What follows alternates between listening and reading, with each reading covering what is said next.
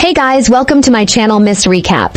The movie begins with a narration that tells us about how a group of costume heroes called the Watchmen were formed to fight crimes. They comprises of a guy called the Comedian, Night Owl, Manhattan, Laurie, and Rorschach.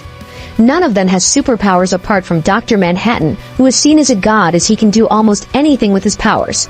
In 1980, the public opinion shifted against custom heroes, who were viewed as the risky alternative to police. The costume heroes was later banned by the government due to the protest from the people. In 1985, at the street of New York, we see a blood splash close to a gutter, but what's surprising about this scene is we see people stepping on it with no atom of care of what happened. Two cops shows up at the house of Edward Blake, the man that was killed. According to their investigations, due to the door chains were fastened on the inside, they believe someone as strong as a man on serious drugs busted inside the house. The other detective claims he saw the body of the victim. Edward Blake looked strong enough to protect himself as he had muscles like a weightlifter. They research about the background of the victim to find out he was doing overseas diplomatic work for years, and he has even shake hands with the vice president. At the end of their investigation, they concluded that since the victim was thrown off the window, this wasn't just a simple burglary but an assassination. They had no lead on who's responsible, and decided to close the case. Later that night, a costume hero called Rorschach enters the house of the victim to investigate the murder. He is the only Watchmen member that refuses to retire as far crime in the city continues. He finds a signature smiley face pin badge, and after searching the house carefully, he finds a costume. This costume belongs to a Watchmen member called the Comedian, so Rorschach realizes that Edward Blake was the Comedian, a masked hero who used to work for the government. The scene changes to show as a retired Watchmen member called Daniel having a section with his friend Hollis.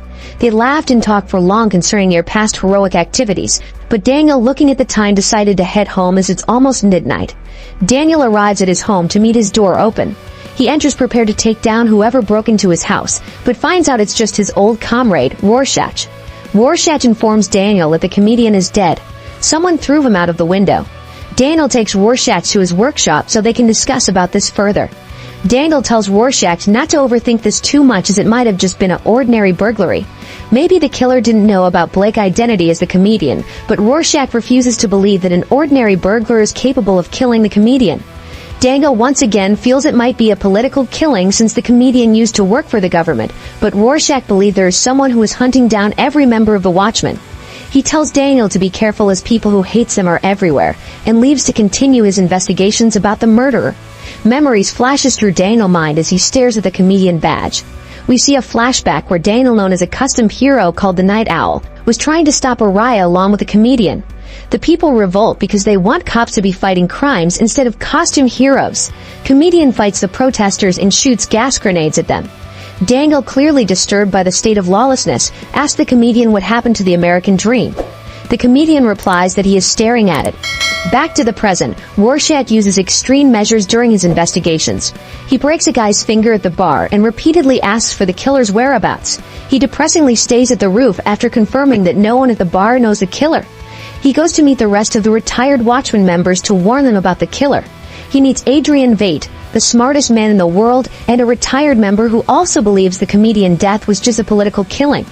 Adrian recalls a Watchmen meeting where he remembers the Comedian as a sarcastic misanthropic pessimist, whereas Adrian then was desiring to help humanity. The Comedian destroyed Adrian's display, claiming that the threat of nuclear war outweighs any effort by Adrian's proposed crime-buster group. On his way to meet another retired member called Manhattan to warn him about the killer, Rorschach explains to us that before the Watchmen even existed, there was a band of heroes called the Minutemen which the Comedian once belonged. But these groups didn't last long as some committed suicide, while some were arrested for breaking the law themselves. Rorschach sneaks into the U.S. Army Military Research Center to meet Manhattan, but his girlfriend Laurie, also a retired member of the Watchmen, doesn't seem to welcome him as she asked why he is not in prison. The government allowed her to stay with Manhattan in his research center so he can be relaxed and happy. Manhattan reveals he already knows about the Comedian death since him and the Comedian are the only extra-normal operatives that work for the government. Manhattan doesn't care about his death since he has no human feelings, and Laurie doesn't either, because Comedian and her mother were both Minutemen members, and she hates him for once trying to rape her mother. Laurie and Rorschach argue, but Manhattan immediately teleports Rorschach out of the center as he is upsetting his girlfriend Laurie. Laurie tells Manhattan that she wants to use a night out. Rorschach mentioned Daniel, her only friend in the Watchmen who she hasn't seen for years. She wants to call him and ask him to dinner, which Manhattan seems to have no problem with. Manhattan tells us about how the United States government sent him to intervene in the Vietnam War in 1971. He was deployed alongside with the comedian. He states he has never met anyone who lacked moral sense like the comedian, who was unconcerned with right or wrong. Just as the war was over, the comedian drinks in a bar and thanks Manhattan for helping the United States win the war. A Vietnamese woman later enters the bar and informs him that she is pregnant with his child, but when the drunken comedian refuses to accept responsibility for his actions, the woman angrily smashes his face with a bottle. In retaliation, he kills the woman with his gun. Manhattan talks about how despicable he is for gunning down a pregnant woman, but the comedian tells him he is no different, because he watched him pull the trigger but did nothing when he could have turned his gun into a steam or could have teleported the woman. He has been observing Manhattan ever since, and knows he doesn't give a damn about human beings. Laurie gives Daniel a call, and they decided to meet up at Gunga dinner. Just as Laurie reunites with Daniel, he asks about her relationship with Manhattan. She said everything is fine, but her worries is she is clocking 35 this year, and all she can think is what she has done with her life. She has spent 8 years semi-retired, preceded by 10 years running around in a stupid costume just because her mother wants her to. Few days later, Laurie goes to see her mother in California. She reveals Manhattan is attending the comedian funeral, and just as she refused to go, he teleported her here. Laurie is angry to see her mother sad concerning his death after he tried to rape her 40 years ago. Laurie's mother Sally was a member of the Minutemen, so is the comedian. Now that he's dead, it's just her, Hollis, and Byron. They're the only survivals of the Minutemen. Her mother looks at a sexy photo of herself, which Laurie is irritated by, but her mom reveals she keeps the picture as it reminds her how attractive she used to be to people. We are then taken to a flashback where we see Sally and the other members of the Minutemen, including the comedian, taking a group photo in a wood panel club. Sally later goes to the billiards room to change out of her costume. During that moment, the comedian walks inside the room and begins making seductive moves towards her. Sally pushes him away, but the comedian punches her brutally, and just as he is about to rape her, another member of their team called Hooded Justice enters and intervenes by punching the comedian on his face repeatedly. Back to the burial of the comedian, we see a tall man wearing a hat paying his respect at the comedian grave. We find out his name is Moloch, an enemy to the comedian from the past. Just as Moloch got home, Rorschach comes out of his fridge and attacks him. He breaks his hand and demanded to know why Moloch attended the funeral. Moloch tells him he is now retired from being a criminal. The reason he only visited the graveyard was because he felt he had to. He knew the comedian's real identity to be Edward Blake because he broke into his house to see him 2 weeks ago and his mask was off. The comedian was at his house drunk, saying things that didn't make sense. The comedian cries about a list and regrets about doing the things he did, like raping women and killing children, and after that he left. Rorschach doesn't believe Moloch's story and asks him what funny medications are doing inside his cupboard. Moloch reveals he has cancer, and those drugs are meant for prolonging his life a little.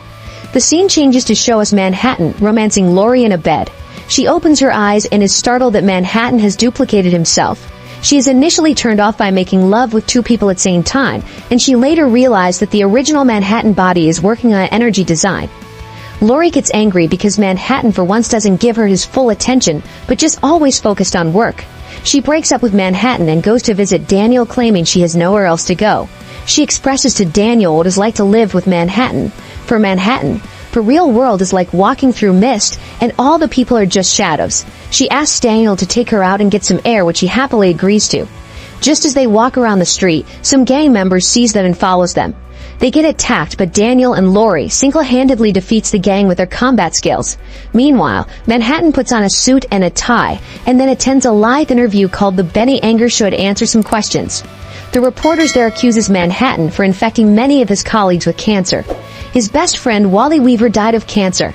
And before Laurie, Manhattan had dated a girl called Janie Slayer, who was also recently suffering from lung cancer. They believe he is the one responsible for giving them cancer, and hundreds of people in the city might have gotten it because of him. Manhattan gets so fed up by these allegations, and as he screams for them to leave him alone, he realizes that he has mistakenly turned everyone at the interview to dust. Manhattan, who is in regret on what he has done, travels to Mars through teleportation and begins to recall his past memories, like what turned him to the superpower being he is. Before Manhattan became what he is, he was just an ordinary boy called John, living with his father who repairs watches. In 1945, when he was 16 years old, He practices on how to repair watches as he admired his father work, but his father gets angry seeing him doing that. His dad informs him on the news on how atomic bomb was being dropped in Japan, and wants him to study atomic science as that's what the world needs, not the repairing of watches. In 1958, John graduated with a PhD in atomic physics. In 1959, thanks to his best friend Wally, John got to work in a lab where intrinsic field experiments happen. Later that day, Waller took John to a crowded bar and introduces him to a research scientist called Janie Slayer. In 1960, him and Janie Slayer went to an amusement park where they ended up falling in love with each other, and they made love after a little argument. Just as they both hang out at a bar, Janie asked him about her broken watch, which he had promised to repair for her. He revealed he has fixed it, but forgot it in his lab coat. Just as John goes to the lab to get the watch, he is trapped by an atomic chamber by a time lock. He calls on Janie and other scientists to help him out, but they couldn't as the time lock cannot be override.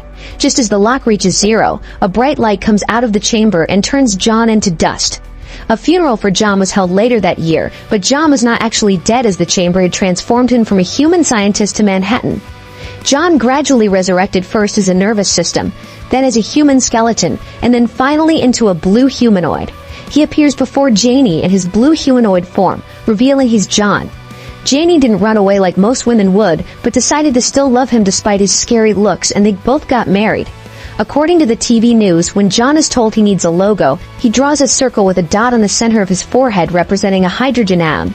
The American president at that time named him the Manhattan and enlisted his assistance in ending the Vietnam War, which he accomplishes. Just as Manhattan went on an outing with Janie, he noticed a young woman looking at him who was revealed to be Lori. He sleeps with Lori later that night, and Janie, who later finds out about this, divorces him in tears. Back to the present, Manhattan says he is tired of Earth and tired being caught in the tangle of human lives. He decides to build a clock-like building and decided to live in Mars. Since her breakup with Manhattan, Daniel finds out that Lori has been staying in the hotel. He suggested she move into his house, which she agrees to. The scene takes us to show us Adrian, a retired member of the Watchmen. Yvonne, an assistant in his toy company, informs him about some business leaders who have come to see him. Just as the elevator door opens, a delivery man tries to shoot Adrian, but he avoided it. The bullet killed his assistant Yvonne. Adrian subdues the shooter, but the man swallows a poison pill and dies.